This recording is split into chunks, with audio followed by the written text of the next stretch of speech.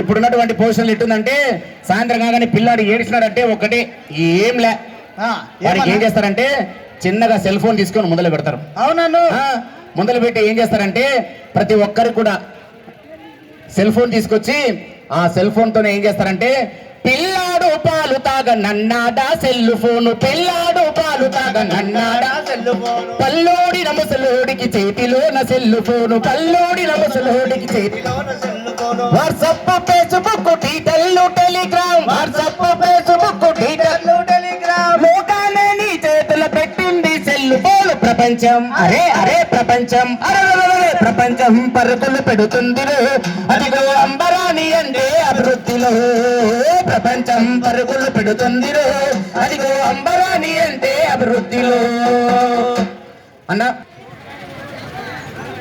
Final గా దయచేసి ఎంతో 84 లక్షల జీవరాశుల తర్వాత వచ్చే జన్మ మానవ జన్మ.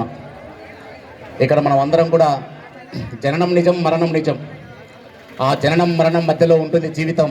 ఆ జీవితాన్ని మనం సంతోషంగా ఆనందంగా నడుపుకోవాలంటే అది మన చేతుల్లో ఉంటుంది.